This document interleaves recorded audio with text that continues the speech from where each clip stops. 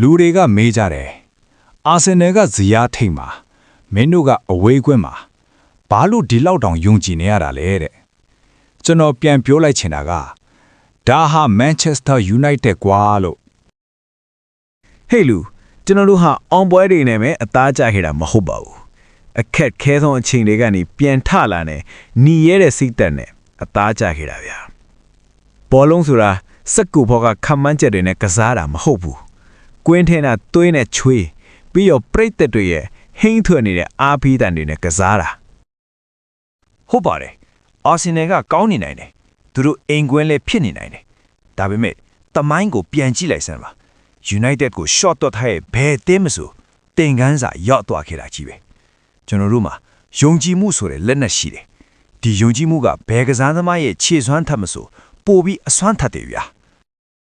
ကျွန်တော်တို့ပြည်သက်တွေမှာမယုံကြည်ရင်ကျွန်တော်တို့အသင်းဘက်ကမရက်တိပြီးရင်ဘယ်သူကအားပေးပါလဲအောင်မြင်နေတဲ့အချိန်မှာပဲလက်ခုပ်တီးတာပြည်သက်စစ်မဟုတ်ဘူးအခုလိုပွဲကြီးပွဲကောင်းအခက်ခဲဆုံးစင်ခေါင်းမှုတွေရှေ့မှာငါတို့နိုင်ရမယ်လို့ရဲရဲဝံ့ဝံ့ online မှာစစ်မှန်တဲ့ United တွေ့ရကွင်းထဲမှာကစားသမား17ယောက်ရှိနေပေမဲ့ကဘာတဝမ်းကတန်ပေါင်းများစွာသော United ပြည်သက်တွေရဲ့ယုံကြည်မှုတွေကသူတို့နောက်မှာရှိနေတယ်အဲ့ဒီယုံကြည်မှုကပဲ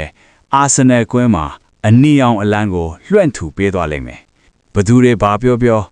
ဘသူတွေဘလို့ပဲခတ်မှန်းကျွန်တော်ရဲ့နှလုံးသားကတော့တခုပဲပြောနေလေ Manchester United is winning this game ဒါဟာယူတော့မှုမဟုတ်ဘူးဒါဟာတစ္ဆာတရားပဲ Glory Man United